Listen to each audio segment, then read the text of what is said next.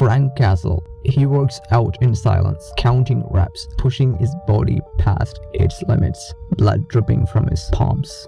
His neighborhood, Little Sicily, is in chaos. The Ganucci crime family, once the iron fist that kept the streets peaceful in their own brutal way, is gone, and everyone knows who's responsible. Frank Castle, the Punisher, a ghost with its skull on his chest and blood on his hands. The streets of Little Sicily are alive with decay. An old veteran named Johnny walks his dog. Then Mickey and his gang show up. He beat up the old man and they took his dog and kill it in a brutal way. They laugh as they walk away. Nearby, a man named Ray runs a small coffee shop. He manages a chaotic environment, keeping his daughter, Charlie, safe, handling the shop at the same time.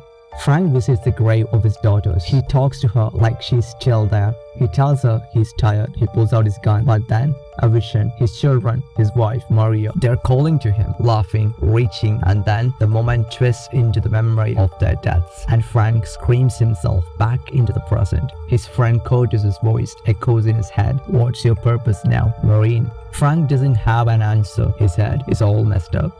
An old woman in a wheelchair approaches him, terrifyingly calm. She introduces herself without needing to. She is Ma Ganucci, the matriarch, the last one standing. She tells Frank her story in full. Her husband, unfaithful and arrogant, gone. Her son Bobby, a dirty cop she called a great detective, butchered. Her son Eddie shot down, and Carlo, her prince, her thinker. Each and every one was killed by Frank Castle. Her whole family is gone. She now threatens Frank that at 6:47 p.m. his location will be compromised. Every criminal who ever worked for the Ganuccis, they will come for him and they will kill anyone who gets in the way. She leaves. The clock ticks. Frank returns to his apartment, and when the time comes, they come. A wave of men floods the building and the streets. They terrorize Isaiah's mother. They storm into Dre's coffee shop, beating him, threatening his family while Charlie screams for her father.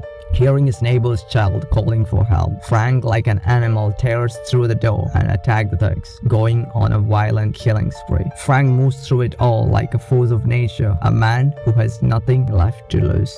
He fights through hallways, stairwells, cramped rooms. He runs out of bullets and uses his fists. He takes hits and keeps moving. Finally, when he was overwhelmed and he had to jump from the building, injuring him. Though he had taken a terrible fall, he still walks. He saw the woman, the Ganucci, who threatened him, and he wanted to go after her, but when he heard the screams of the little girl, Charlie, calling for help, he decided to save her instead. Frank reaches Dre's shop. Dre is on the ground, bloodied. After taking care of the men outside, Frank steps inside the shop to save the little girl. He kills all the men there, and finally killing this guy brutally. When the violence ends, the family looks up at him, stunned, shaking, alive. Frank is injured, but he stands. He prepared to live, but the little girl asks him to wait and give him a paper flower that she made as a loving gesture. Dre and his wife thanks him. The sirens begin to wail in the streets. Frank returns to his daughter Lisa's grave. He tells her about Charlie, a little girl who reminded him of her. He thinks maybe Lisa was with him that day. Maybe she guided his hands.